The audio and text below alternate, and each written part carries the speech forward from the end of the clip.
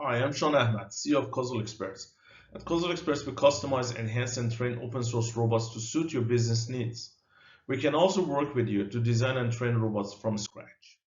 There are two main types of robots. Immobile robots, where there is one or two robotic arms with coordination with 5, 6, or up to 13 degrees of freedom, and mobile robots, which they can be bipedal, quadrupedal, wheeled, crawling, swimming, jumping, flying, etc. The tasks that robots can do nowadays or are learning to do include cleaning, sweeping, making a sandwich, picking and placing, cutting sushi, stacking shelves, fetching from shelves, folding shirts, making a steak, and so forth. The methods of operation of robots are quite diverse. They can be teleoperation, which is based on human action, for example, based on feed from an augmented reality set to the robot through TCP/IP protocol and then translated into action using ROS.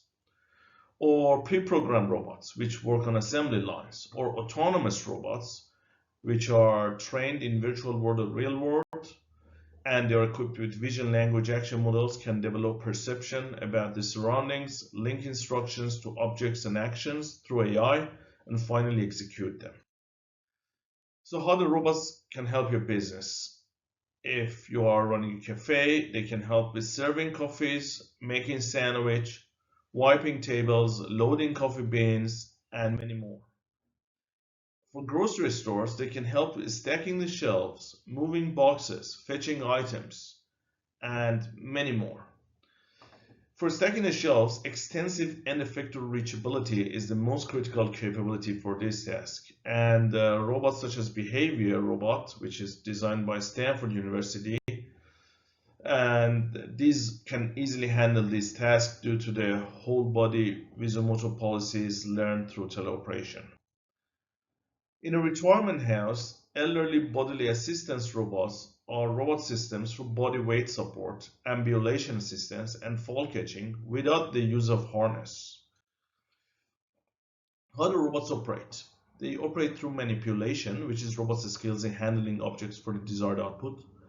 Perception, which is integration of sensors, algorithms, and computing processes that allow robots to interpret and understand their environment, enabling autonomous decision-making and actions.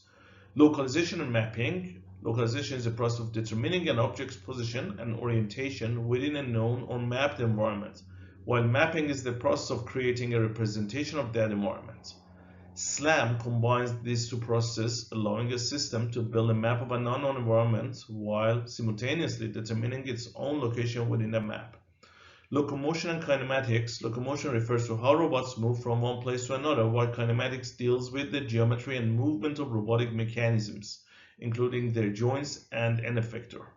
Motion planning and trajectory optimization. Motion planning refers to the process of finding a sequence of movements or actions for a robot to achieve a desired goal, while trajectory optimization is the process of refining that sequence to minimize certain performance criteria, like travel time or energy consumption. Task and motion planning, which basically bridges the gap between high-level reasoning and low-level physical execution. So there are many ways to train robots. Virtual environments using reinforcement learning is one of the popular ones. Real-world training can be done. Imitation learning of demonstrated teleoperation, which basically teleoperation can be a source of data for imitation learning. A human operator might demonstrate a task to a robot through teleoperation, and this demonstration can then be used to train the robot's imitation learning algorithm. Teaching human and robots manipulation skills through single video imitation, where basically video is used for robot to learn the skill. Learning from demonstrations by manually moving the robot. This is called kinesthetic teaching, which is an approach to providing demonstrations to a robot in learning from demonstrations whereby a human physically guides a robot to perform a skill. In the common usage of kinesthetic teaching, the robot's trajectory during a demonstration is recorded from start to end. And we also have VLA, Vision Language Action Models, which enable robots to understand instructions and perform tasks by integrating visual input, natural language, and robot actions. They are typically built upon large pre-trained vision language models from vast internet data. Training involves fine-tuning these models on diverse robot-specific datasets. comprising visual observations, images and videos, corresponding language commands, and robot joint actions or trajectories. During operation, the VLA model takes real-time visual input from the robot's cameras and language instruction, for example, pick up the red mug. It then processes these inputs through its integrated vision encoder, language understanding module, and action decoder. This allows the model to predict the sequence of robot actions, gripper movements, arm joint commands, etc. necessary to execute the given instruction in the observed environment, effectively bridging perception, reasoning, and control. We have other models such as Hamster, which is a generalization to VLA models in order to leverage cheaper off-domain data such as action-free videos and hand-drawn sketches or simulation data. We have Hand, which is fast robot adaptation via hand path retrieval. Basically, it is a hand movement captured through usage of a vision language model such as Molmo and CoTracker, and then this hand movement that is captured is basically replicated by the robot. Training robots needs relatively advanced hardware and AI models. Training using imitation learning needs various devices such as AR, MR, goggles, Microsoft HoloLens, Apple Vision Pro, etc., or AI tools such as Meta CoTracker, Molmo, Llama 2 language model, visual encoders that fuses pre-trained features from, for example, Dino V2, with Dino is a self-supervised image model, and SIGLIP, vision language models, and many more complex models. So high impact of large language models, GPT, and etc. for planning and perception within robots.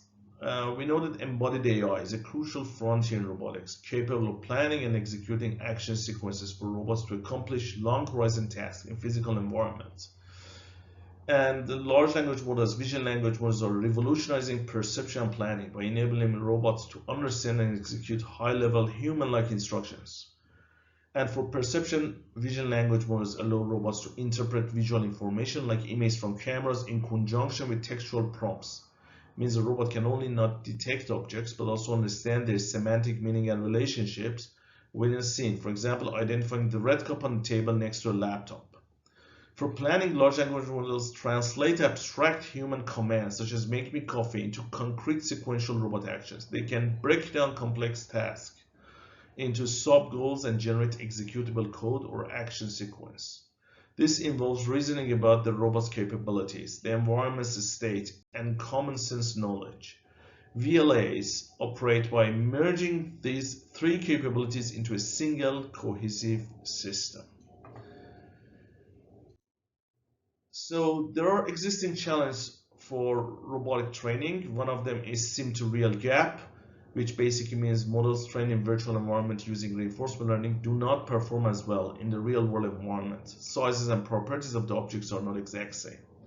And the other is shortage of training data, which basically is a problem. While there is a lot of text for large language model training, or a lot of images for vision language models or vision model training, there is relatively a small amount of recorded actions for VLA training. So thank you, contact us and visit us at www.causalexperts.com.